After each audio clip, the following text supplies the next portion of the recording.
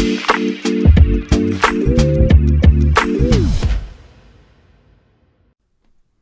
right, hello and welcome back to Go Big Orange Friday on a Friday. Ryan Schumpert, Ethan Stone, both been grinding really hard this early morning on Go Big Orange Friday. Ryan specifically has been up for hours working, and I admire his work ethic. It gets me going. It makes sure that I stay on track to see how the youths are taking care of business. So, Ryan, good morning. How are you?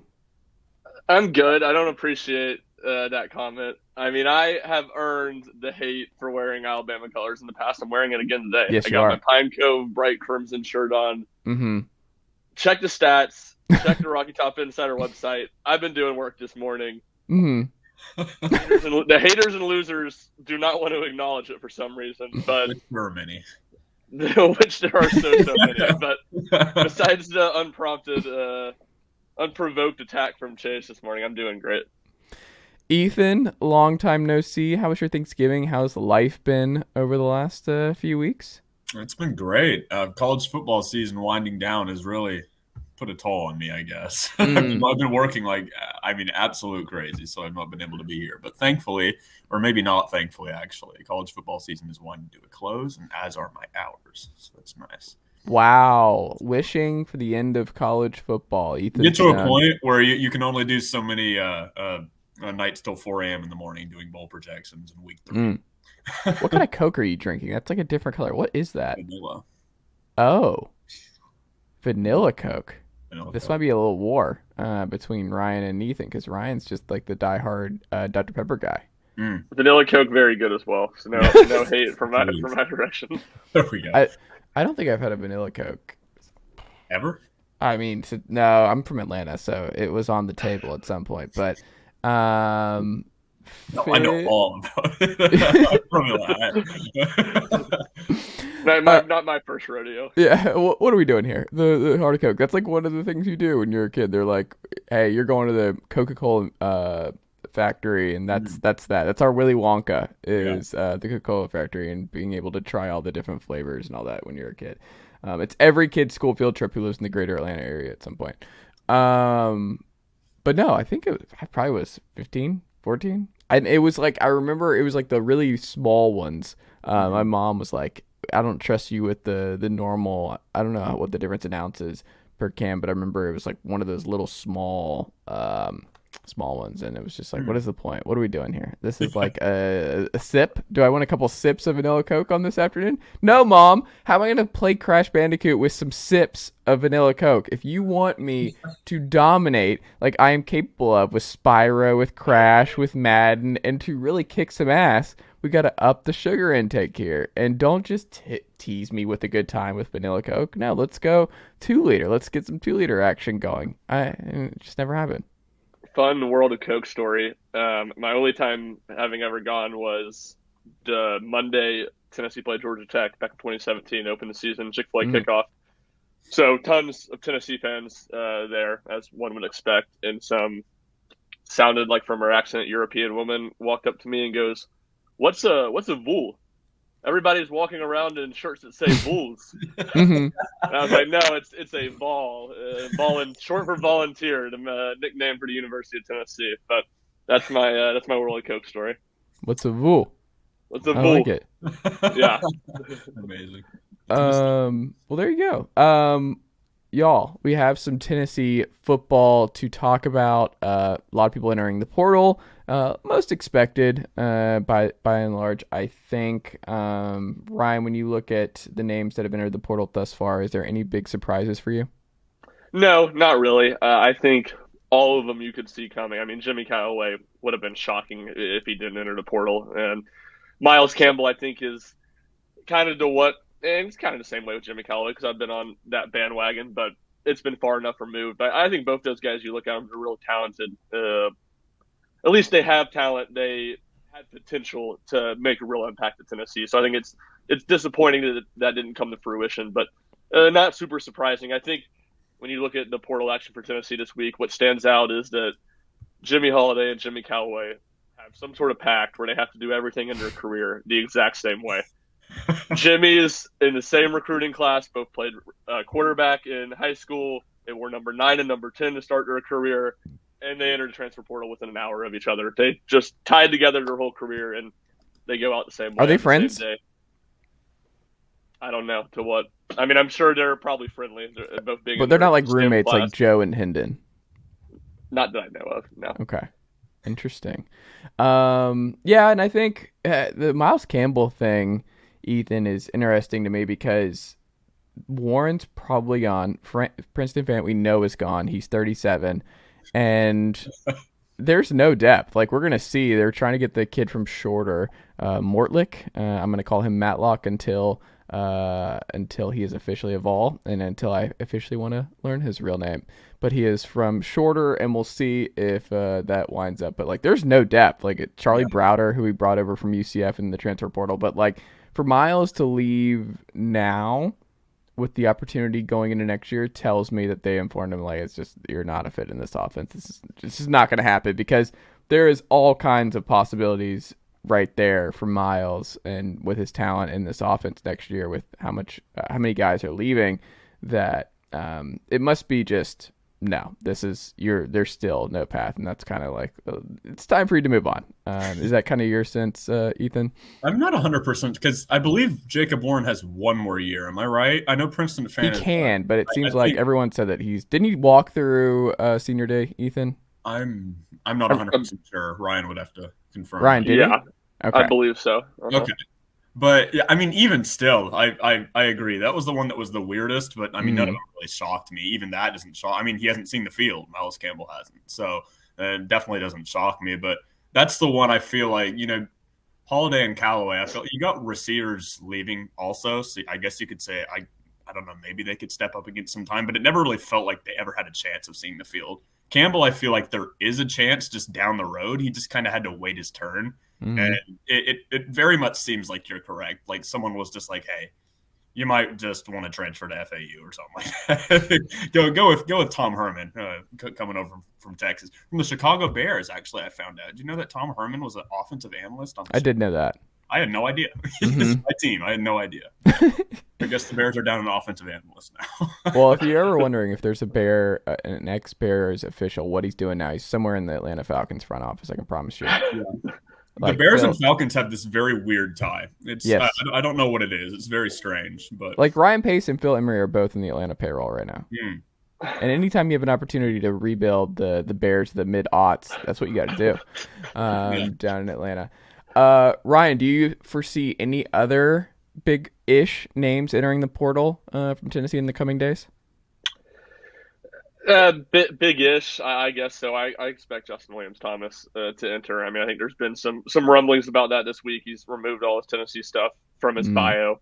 And you look at it again, it's fourth running back. He was fourth running back this year, the lowest on the totem pole of the scholarship running backs. All those guys are expected to be back again next year. Hard to see a path to him breaking through and really getting any playing time. So again, that's not necessarily a guy I think Tennessee would have liked to lose, but I think it's very understandable and probably was inevitable given kind of where he was at and how Dylan Sampson has broken out and really how Jalen Wright continues to develop into the running back that I think we all thought he was going to be in time, but that's all gone par for the course at this point. So I think it didn't make it a surprise or won't make it a surprise if Justin Williams-Thomas ends up in the portal. Do you think they add another running back, though? Because Kenneth Whitehead's obviously in the portal, too, and they didn't get him at all last year, but it's like that's a lot of pressure on Khalifa Keith coming in to stay healthy and really get ready.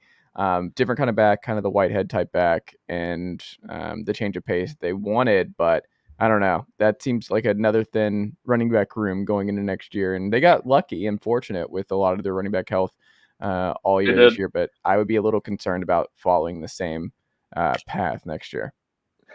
You're right. I think that's somewhere they will look at, but I don't think it's going to be like a definitive take. I mean, I think you could see Cameron Seldon start his career at running back and play a lot more running back next year if need be from a depth perspective. But I think that's somewhere to watch and really going to be just about like that everywhere. There's hardly a position you can look at on this roster and you're like, yeah, they wouldn't take somebody if the right person presents itself.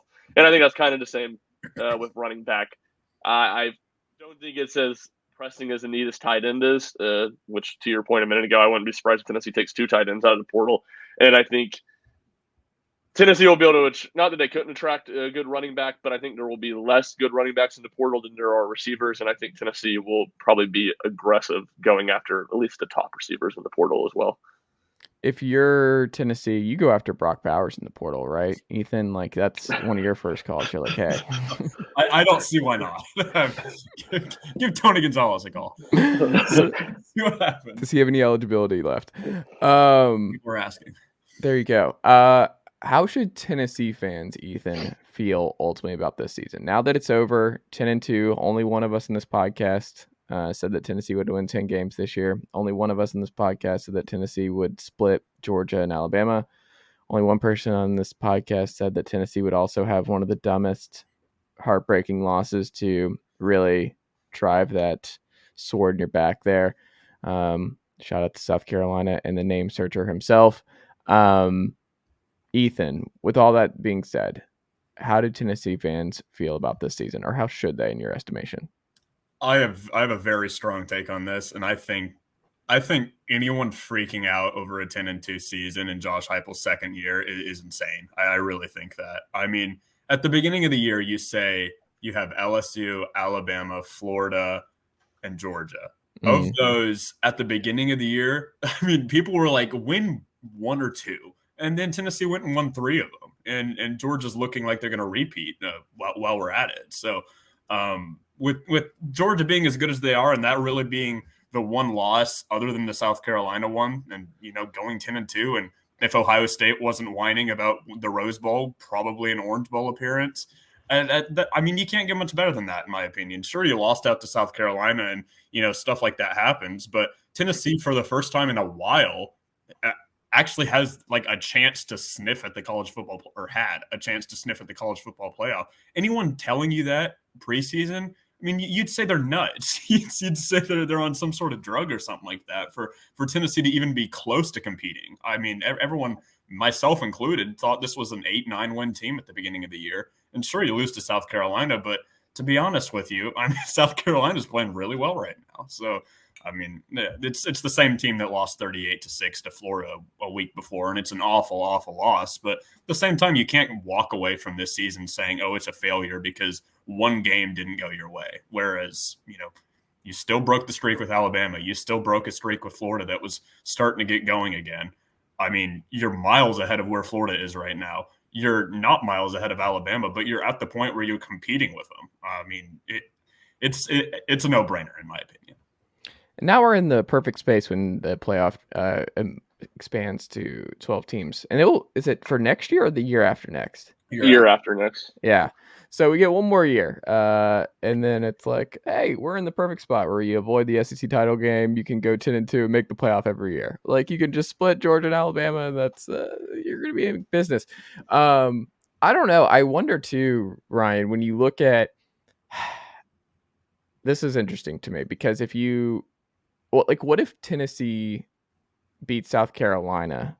They come back and they beat South Carolina because they were moving the ball a bunch on South Carolina. They just had to kind of go away from the run. They were able to run all over them. It's just the defense not going to stop, so they had to kind of abandon what was working all night. But they were able to do a lot against that South Carolina defense, and it really wasn't over until early in the fourth after the fumble when Hendon went down. But, I mean, if Hendon, like let's say you come back and win, but you still lose Hendon, would that hurt worse to like be 11-1 and make the playoff, but you don't have Hendon Hooker? Would that have been worse if Tennessee actually came back and still didn't have Hooker? I think the what if factor of it, would be worse because Joe Milton's not winning a playoff game. And I think there would always be, what happens if you have Hendon Hooker? Yeah. And I'm not going to say Tennessee wouldn't have had a chance to win a game into playoff, but I don't think this was a national championship quality team, even if Hendon Hooker was healthy. And I think even if you look at it, we've all just assumed TCU and USC were going to lose, but we're 2 games away from Tennessee not making the playoff, even if they did go 11-1, which I think Tennessee fans need to pull for. What's for that? all of our sanity, we need to pull for that because, like, then you're like, hey, it doesn't matter. That would have hurt so much worse Mm-hmm. if Tennessee's only loss was to Georgia. They whipped everybody else, and TCU makes it in ahead of them. I mean, genuinely, if that ends up what happens, I don't know. That would just have been terrible. I feel like someone would be burning some bridges down in Knoxville if that had happened. Tennessee demands neutral site against TCU next year. Josh Heupel himself. Mm-hmm. But at the same time, I mean, I will say you're right. Like, for a sanity standpoint, I think that would make Tennessee fans feel a lot better. But I mean, Ethan, and maybe we're going to get to this later, but Ethan hit the nail on the head. I mean, the Big Ten power play here, like I've never seen before, to get Penn State to the Rose Bowl.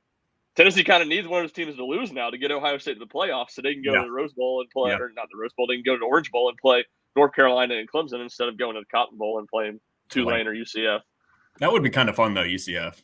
Tennessee. Yeah, it would be a fun story. Yeah, it wouldn't be even close to as fun as Tennessee knocking off Dabo, but you know.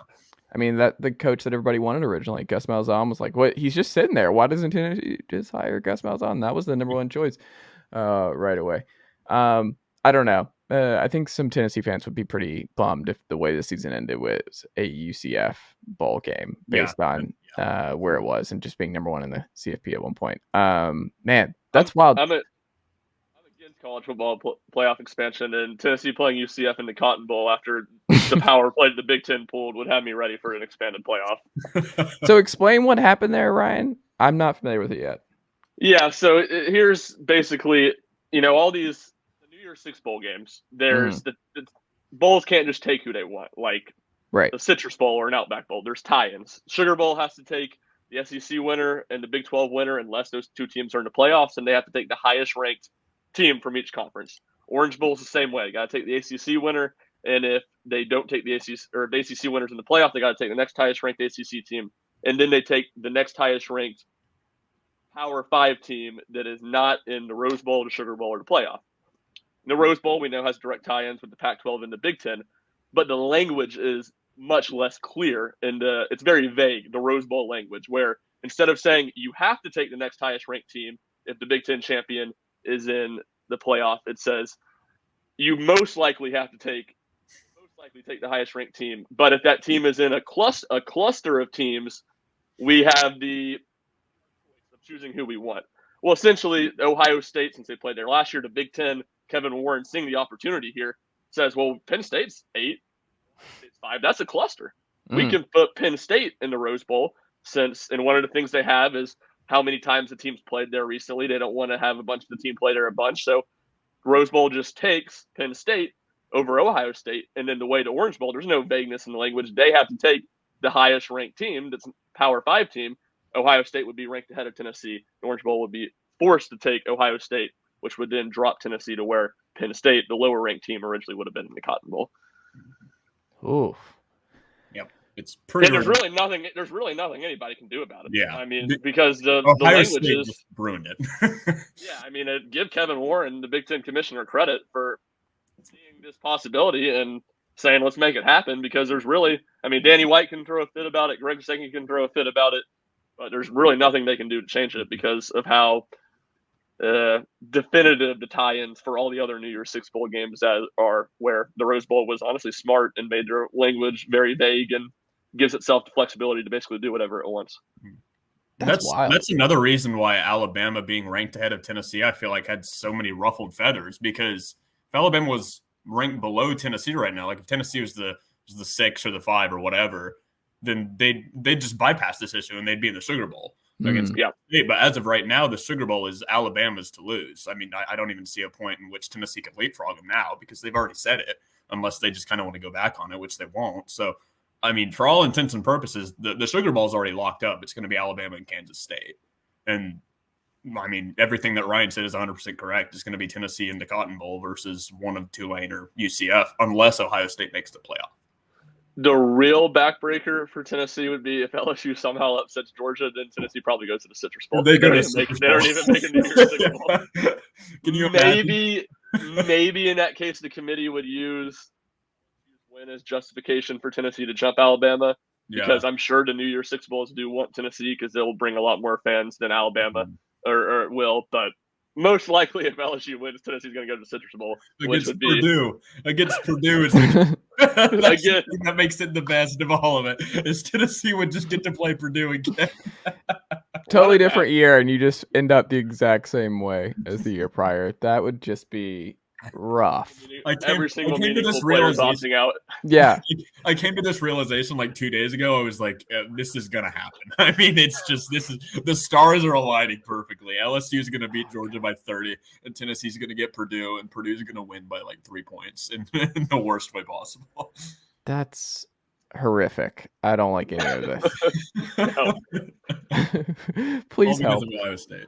I also just think, I don't know if y'all are in the same boat, but like, and I'm sure if you got the committee behind closed doors, and this is something I got Matt on the pod to finally admit this, parsing through it this week, where obviously he's a diehard UGA guy.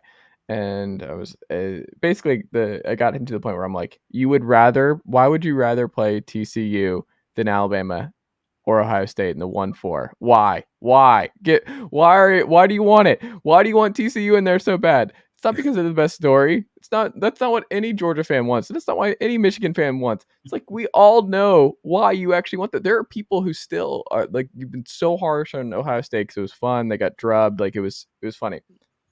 Ohio State's favored by, I think, 2 scores against TCU on a neutral site. I think when there is a point where it's like TCU is struggling to get by a bad Baylor team. They're struggling to get by Kansas. They're struggling to get by. You go up and down the list, like every game is just like pulling teeth, and they're like, oh, the Big 12 is just it's one of those conferences this year where everything's weird. It's like, no, it's not. It's just TCU is kind of okay, but they just keep winning. The whole conference is kind of average. That's kind of what we're looking at. They're a team touched by God. Like, that is it's the only explanation. But no one actually believes they're one of the 4 best teams in college football. No one actually believes that. No one actually believes they're better than Tennessee. No one actually believes they're better than Alabama or Ohio State.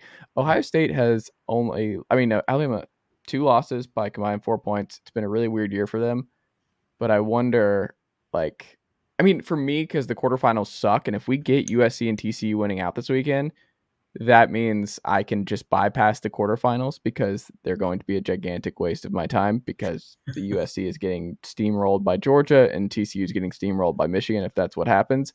But what could be fun and interesting is 1 Georgia, 4 Ohio State in the quarterfinal, and 2 or you flip Michigan to 1, and then you put Georgia 2, and you get 2 Georgia, 3 Ohio State, 4 Bama, 1 Michigan. That would be fun. And I think those 2 would be highly competitive and can go a lot of different ways.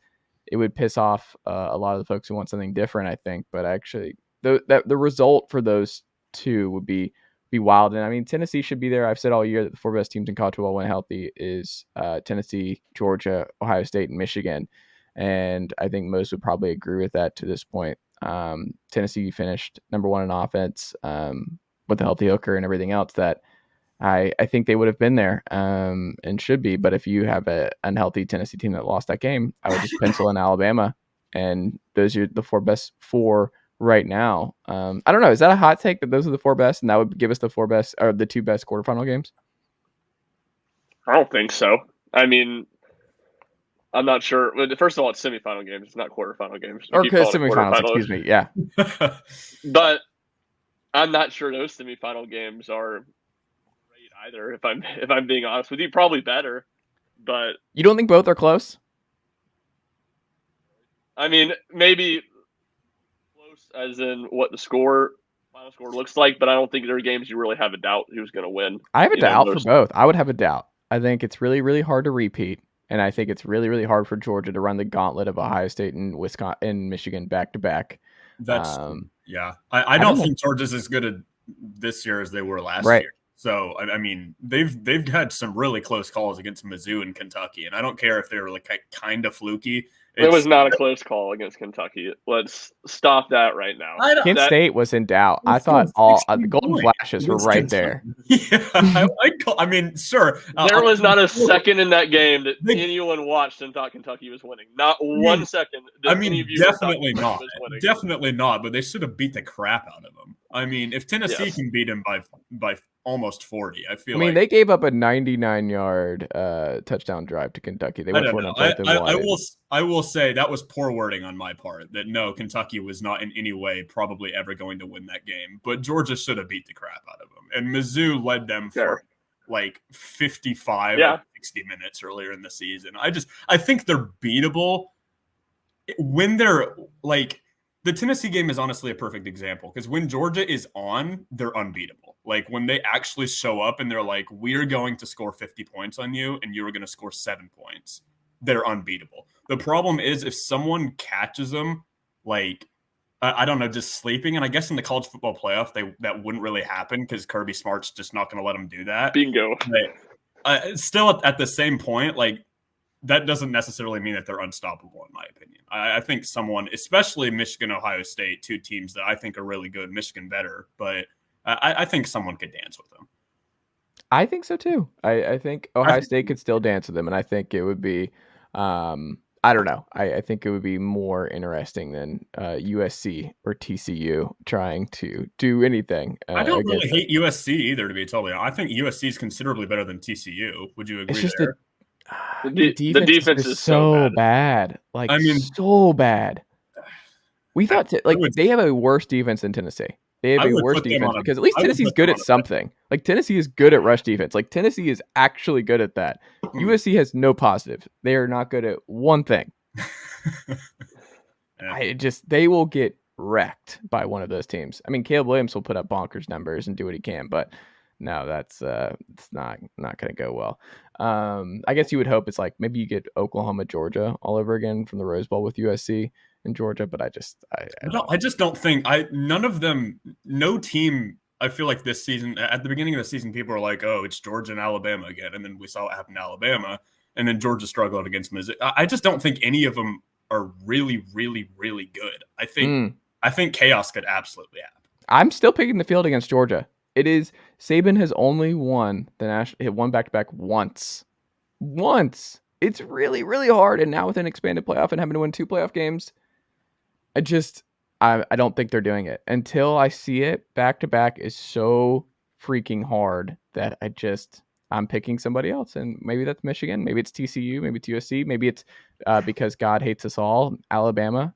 And we'll see. Like after the season final, they sneak in. People don't think that they'll get in, by the way. And I'm like, if TCU loses, remember where TCU started. They started at 7 in that first poll. They were behind Bama, right? Like I seem to recall the first poll they were behind Bama, and they've just been getting the benefit of the doubt because they're undefeated. The committee gets one opportunity to drop them for a loss, and they don't win the conference. I think they're getting punted into the sun. Where it's like. The only way Alabama makes it in is if TCU loses by 50. If they get absolutely boat raced by Kansas State, then and USC finds a way to lose, I think maybe. Yeah. But even then, I mean, a one-loss TCU, and yes, they've squeaked their way out of stuff, but like they're still winning at the end of the day. They still have good wins, but. I mean, I agree with you. They're not one of the. I think Alabama would boat race them. I think Alabama would win. Well, I mean, what does TCU have? What's a better win than Alabama? What's a better win? They beat Texas. So did Bama. Alabama has. That's. I mean, TCU won 12 at the very least. Alabama, they have Texas. That's it. Yeah. I mean, I'm Ethan. I think what you said is what should happen. Like Alabama should only get in over TCU if TCU just gets absolutely throttled.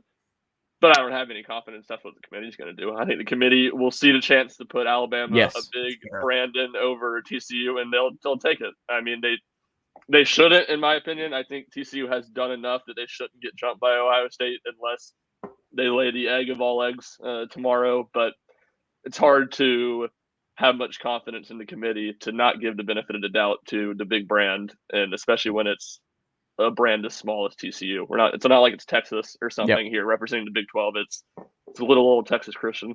Yeah, they didn't want to put Cincinnati in last year. It was Cincinnati went undefeated. Their hands were tied. Cincinnati forced them. Yeah, like people are like, oh, they broke through and we have this. It's like, no, they forced their hand. Like that's not what... crying and kicking. The committee had to put Cincinnati at Oklahoma State came just Cincinnati not doing it, essentially. Right. I agree. Ryan, your favorite game to cover this year was what? It's got to be Alabama. I mean, Yeah.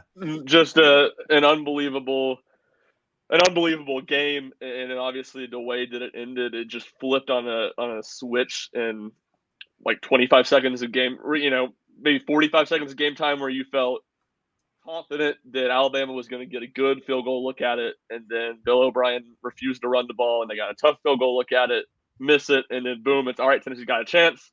So, oh my gosh, Tennessee's got a kick, and boom, everyone's on the field, and that from obviously the game being incredible to having to change, my story, hectically writing to change my story there late was all a ton of fun. And then, being down on the field after waiting about, I think what it ended up being 75 minutes from the time the game ended until Heupel got to the podium to talk. It was a crazy night and an unbelievably fun game to be at and a fun game to cover. Ethan, what was your favorite game to watch this year? I have one to cover because at SDS they make us do it remotely for certain games. I have a least favorite, and it's just so perfect. I just have to say it. I feel like, and that's Michigan State and Indiana a couple weeks ago. It was my least favorite because I had my thing written because Michigan State's up like 14, and if they win, they get bowl eligibility. They're like 5 and 6 at that point. I'm not 100% sure, but no, they're 5 and 5 because they lost their last two and then they went 5 and 7. But Michigan State, they're leading by like 14 with like 4 minutes left. And I'm like, all right, perfect. Because we have to click submit the second the game ends. And, it's like 500 words or so, and it goes up on the site. And so I have it all written out, and I'm just sitting there, hands above the head, because I'm like, oh, I killed this. This is already done. I can just kind of chill here for a little bit. And then Indiana becomes the best team like in college football. They tie the game. And then, so I'm like, trying to rewrite it. And then Indiana goes all the way back, and they have like a chip shot 29-yard field goal to win it. So I'm like, okay, perfect. He's going to make this. I've made my changes, and Indiana can have it. And then he misses to overtime. And then, they play that game back and forth. And then Indiana gets another chance to win the game. And I'm like, all right, perfect. It's another like 30-yard field goal. He misses that one too. Then the same thing happens in double overtime. Michigan State does the same thing. They get down there with like a 30-yard field goal, and he misses it. And I'm like, okay, I'm about to get off. I'm about to just quit my job, I guess, because, we're just going to keep playing this game forever. And then finally Indiana decided they wanted to win, and they scored a touchdown. Did it the proper way. Yeah, but I hated that one. My favorite to cover my favorite to watch was Tennessee, Alabama, because that was just, the best game of the year. I feel like by kind of a mile and a half for Tennessee fans, especially for them to go out in the way they did with the field goal, making it by that much. It's just something you're going to remember for the rest of your life. So I'd say that one. I think people are going to, I hope people don't forget the LSU game. Like coming into that one, the context where it's like, it should help. They're playing at 11 a.m. LSU time. But like, that was one that was just before the year, a toss-up game. And it was very much not a toss-up, and seeing how like just the dominance and just blowing them out and just the way that game went, the early fumble. And it was just a train wreck from beginning to end for LSU and just what Tennessee was. I feel like that was an early statement where it's like, oh, this year it's going to be different. Where it's like you look at the rest of the schedule and you're like, I think they're only not going to be favored in 2 more games after this. And that's huge because beating Florida and Pitt's one thing, but then going to LSU is another. The Florida game was not fun. I was there. It was all nauseating. Like that was one of the most nauseating football games I've ever been a part of. Up until the very end, where I'm just like, they're not going to do this. They're not going to do this. Oh my God. And sitting next to Florida fans who were like just the nicest people, but a lot of Gators were passed around and getting stabbed in the second half of that one. Just like the air getting taken out of those. It was just it was so tense for that game. That's the most tense I've ever felt in Neal, and you could feel it with everyone around you. It was just like, oh my God, it's happening. Like you could just feel it happening, and it still didn't feel great up until that last play. Like I think people might forget just how close Florida came to actually winning that football game. Enough, to be honest. Yes. A competent team wins that game. Florida, right? Offense wins that game. Tennessee gave that game away. Times, like I was like, they're gonna lose. They've already lost. I was like, Aaron, just go ahead and turn the TV off because I can't watch this. No, it was horrible.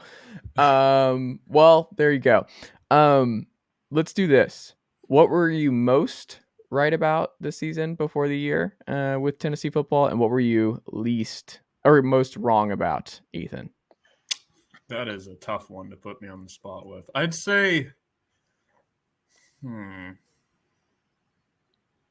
I'd say I was most correct, but I mean it's kind of unfair because I feel like national people didn't think Tennessee was going to be any sort of threat in the SEC East. I remember everyone was saying it was going to be Kentucky and Georgia, and that game was going to decide the East. And it's just like, okay, scoff. Well, like what are we doing here? Kentucky is not messing with Georgia. They're not messing with Tennessee. Like, has Josh Heupel ever thought, since he's been the head coach of Tennessee, that he would ever lose to Kentucky? I don't think so. I think he looks at this game every year and he's like, this offense, you're not like, you just can't score enough. It's not happening. Like, your style is not fitting my style any given year. I'd say it's a bit of a cop out, but I'd say just Tennessee being number 2 in the East. I was pretty dead set on that the entire time from the beginning. I just didn't think there was anyone really that could fight with them for it.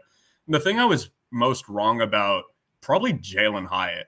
I don't think I thought he was going to have the year he did. I thought he was just going to be that guy that forever never broke out and that Tennessee fans were waiting on to break out and then just never happened. And then he scores 15 touchdowns and has one of the best receiver years in Tennessee football history. So, I was very incorrect about that.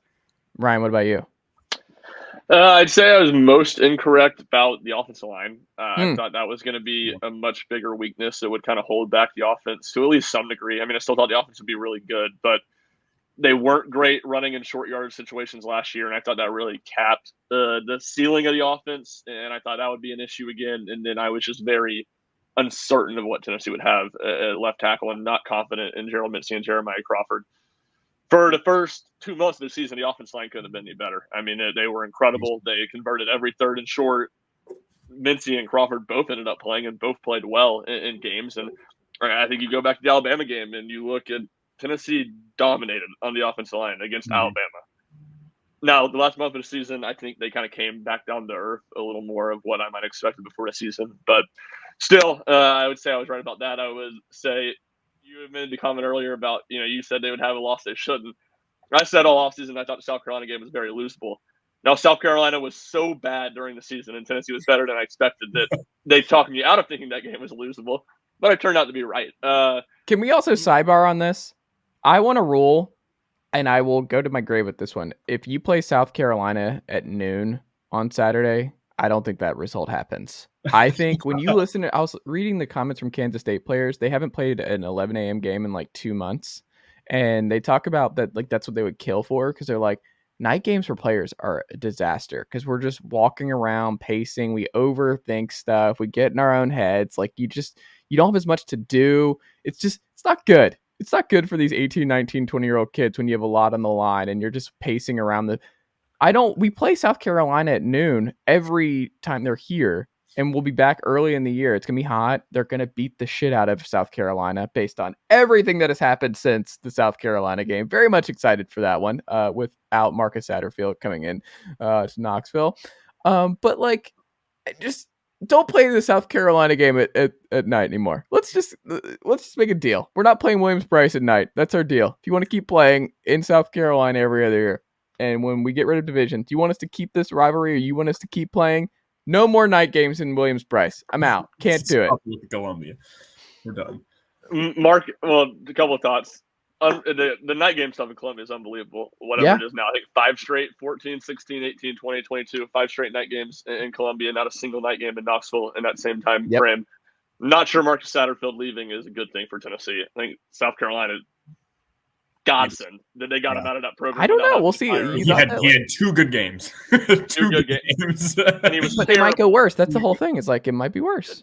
I had to cover a couple of South Carolina games this year. It made me want to gouge my eyes out, genuinely. Like I'm personally hoping Byron McClendon is the next South Carolina offensive coordinator. That name's a blast from the past. I want to think it was when they were playing Mizzou. South Carolina genuinely had some of the worst offense I have ever seen in my life. Like Spencer Rattler was like underthrowing 5-yard out. Right? It's like, what are we doing right now? Like, how are you guys college athletes? But to see that to 9 touchdowns against Tennessee, I mean, it was an ethereal experience, genuinely. It was one of the worst nights of the year for me. It was pretty horrific. I feel like most Tennessee fans feel that. It was horrific in so many ways. tonight I earned my big, those are the nights you earn your big J status. Having to sit in the press box and write about that miserable experience. I'm getting in fights. I'm getting escorted out of the press box that night where I'm like, this is bullshit. I don't care that it's not fair. It's not fair. Blake Hotmeyer. I don't care. It's not fair.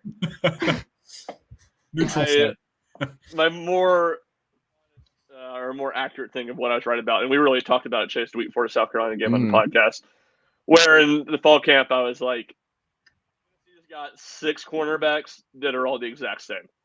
I don't know if they're going to be any good, but all 6 of these guys can play.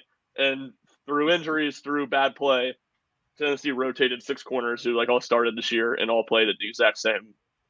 Maybe not the exact same, but they all played pretty poorly. I think Wesley Wright might start at corner in the bowl game. he really might. And that's what I'm saying. It's crazy. I had people texting me during the South Carolina game that was like, let me watch William Wright on the field before they ever put Kamal. Wait, is it William or Wesley Wright? Wesley Walker, and I guess William Wright, yeah. William Wright, yeah. Yeah. They're like, play to walk on. They actually didn't know his name. They were like, play to walk on every single snap before you ever let Kamal Haddon back on that field to embarrass our program again. And I was like, I don't think you're necessarily wrong. Let's put Charlie Taylor at corner in the bowl game. Let's see what he does. Playoff Chuck. Postseason Chuck. Brian Urlacher, 054. I've never seen a coach throw an unintentional jab at a player in a post-game press conference like that. Tony Vitello sitting up there after game 1 of the Knoxville Regional, looking at Charlie Taylor's batting average of 054, going, Brian Urlacher. The biggest assault I've ever seen. Assault. Yeah, you literally just killed a man, Tony. And he was one of your players. I'm very happy you brought up the Kamal Haddon thing, Ryan. I've wanted to talk about this for so long. That was the most incredible thing I've ever seen. My man was getting cooked 5 yards off the ball. And then he'd talk so much trash. It's like, what are you doing? You've given up 3 touchdowns, 700 yards receiving. What are we doing right now, Kamal? The sad thing is, you go into next year, Tennessee fans, and I tell my family, where they're like, oh, who's going to be in the secondary next year? And I'm like, mostly the same. I don't think you're going to see much change. They don't play young guys like that. It's just not, they'll be in the building, where there's a lot more talent that if they have to go there because of injuries, they'll be there. They'll probably get subbed in a little bit, but it's not like a rotation like the defensive line. You're not going to see them unless they physically have to put them out there.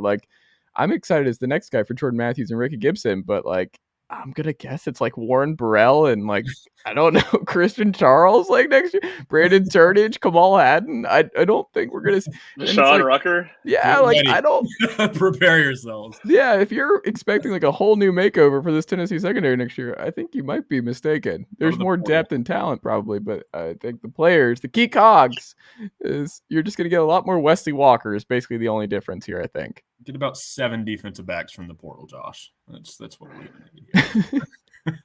But I think Tennessee fans think it's how it works. We'll just get rid of all of them and start over. Come on, all of them. We're just all enter the portal and then we'll just just put in a bunch of new portal guys. And I'm just that's not going to happen. And it's going to be Jalen McCullough and Wesley Walker back there, and we're going to love it. It's going to be great. Well, guys, let's end on this. Bowl game final prediction. What do you think ultimately happens? Ryan, what bowl game do you think ultimately happens here? I'll say that finally one of USC and TCU loses. Ohio State gets in, and Tennessee goes to the Orange Bowl to play either Clemson or North Carolina, and hopefully Clemson.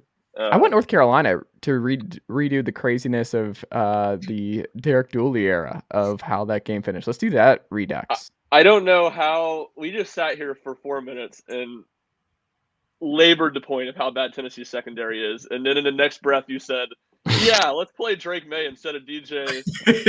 Yes. However you pronounce his last name. Uiagalelei. Which, yes, what you said. But wait, are you ready for Nico Iamaleava? Have you gotten that one down? Are you done? Are you good? I'm getting better. I'm not sure I'm where I need to be either, though. So you a lot of can't work say it fast. It's done. one you can never say fast. I said this to somebody last Saturday when it looked like before the Kirk Herbstreit leaked the news that Penn State was going to go to the Rose Bowl. You want to talk about a game with 2 quarterbacks that look like $1 million? but aren't very good. Tennessee with Joe Milton versus Clemson with DJ in the Orange Bowl is the game for you. I'll say this, and this is a sidebar, and I'm curious if y'all agree with this. True or false? Nico is starting after the bye at home against Texas A&M on October 14th. It's a lot. I'll say true if Tennessee doesn't bring in a transfer quarterback like they should. Ethan, do you agree? I want to think true also, probably. I think Nico starting week 1 if they don't have like the commitment to Joe where it's like for the culture and like he stuck around. The locker room likes him. Yes. Yeah. He's going to have to be bad, and I'm not going to enjoy the early part of next year. He's going to have to be bad enough for the locker rooms. Like we don't have a choice here. Yeah, I feel like people were really, and me included, were not necessarily crowning Joe Milton, but like, okay, he's taken legitimate steps from last year. At least, like, he's not overthrown. And then the Vanderbilt game happened. It's like, yeah, that looks. People were like, "Oh, it's raining," and I'm like, "He was still 1 for 8. What are we talking about? He was over. Like the rain was not causing him to overthrow Squirrel." Yeah, that part I was like, oh man, Joe, that was not your best showing. Now, I mean, he's still got a year until under Josh Heupel, no less, to maybe hone that deep ball a little bit. But he's had a long time. Look at Ryan, you're good. He's shown. For one, I'm glad that I did not buy into the Joe Milton hype during the season, and that I stuck with. I don't think this guy's very good. No, that's right against Vanderbilt. That's what I was getting at, though. Is like, okay, if you've had 4 or 5 years to hone this deep ball and it still hasn't happened, I thought maybe this season that it had finally happened, and then the Vanderbilt thing happened, and I was like, I'm not sure. So I think to answer your question, I'd say yes, Nico will probably be in there sooner rather than later. Some throw in the Vanderbilt game. He had a lot of overthrows. I think Josh Lane, Ethan and I, his buddy from the Beacon, I was sitting beside him. He had a counter. I think at one point he had 8 overthrows. I don't know what he ended up at. It was unbelievable. It was vintage Joe Milton in that Vanderbilt game. But the throw that's like, okay, the overthrow for one thing. The throw that's like, you can't miss this throw if you're the starting quarterback at Tennessee was the Princeton fan play. Classic Josh Heupel. Busted coverage, Princeton fan, 20 yards down the field. It's a touchdown. Middle of the field, wide open, no one near him. Simple pitch and catch, incomplete pass. Like you cannot miss those throws. It was the throw that he missed to Cedric Tillman in the first quarter of the Pitt game last year. Like those are easy throws. Throwing the ball 50 yards down the field, whether you overthrow them or not, there's a degree of difficulty in making that throw. There was no degree of difficulty in making that throw to Princeton fan, and Milton missed it. Like those are the layups that he just can't miss. I can't wait to be back, and I missed seeing the early season Milton experience 2 years ago in the building was like just so many. Put in Harrison. What are we doing? This is the guy. It's a shame that no one was giving $3 for these tickets. It's a shame that nobody, even UNLV's coaches, would not give Harrison Bailey a fair shake. Play him. Give him a fair shake. He was a 5-star. He's bound to get better at some point. He was a 5-star. There will be folks in the building. Like, I mean, just I don't know. It's just a tradition unlike any other, and folks, I highly encourage you if you can, and Joe will be under center for at least the start of next year. Go to a Tennessee football game with Joe Milton, and just experience Tennessee fans the gasp, because when it comes out of his arm, there's nothing like it. Like just looks amazing. It looks like something special is about to happen. It's one of the prettiest things ever. Yes, I mean, when it works, the few times it does, it's jaw dropping. Jaw dropping. The problem is it happens maybe once or twice a game. I think I might have told the story in here back in the spring, but Tennessee didn't have a spring game, but they had a scrimmage at Haslam practice field that they let the media watch, and so we're standing in the end zone, and practice field's like 80 yards, so they're starting drives at the 5-yard line.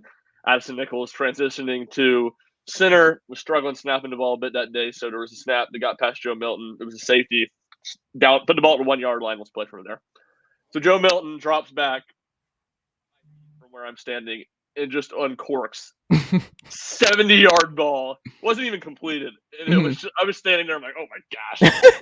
I understand why everyone falls in love with this guy and thinks that they are the one that can hone in his skills, because it's unbelievable to watch. I mean, that arm talent is He should just commit to being a backup. Next level. Like him, he's so devastating, like going in from Mizzou and for mop-up duty where you're like, all right, we're already getting killed. And then you just throw in Joe Milton for 80-yard bombs. In the final 5 minutes. Yeah, where like he's allowed to just freestyle and just throw up 70-yard bombs over and over again. The game's not in doubt. Like he should be the mop-up. He's the closer. He's the Mariano Rivera of Tennessee football. It's Joe Milton time.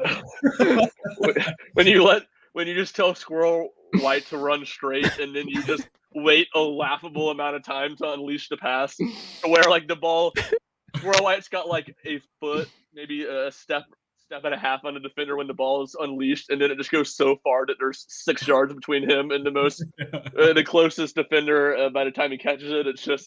It's a thing of beauty, a piece of art that is just gorgeous to watch and makes your jaw drop. But then Joe Milton has to do the simple things right, and makes you pull your hair out.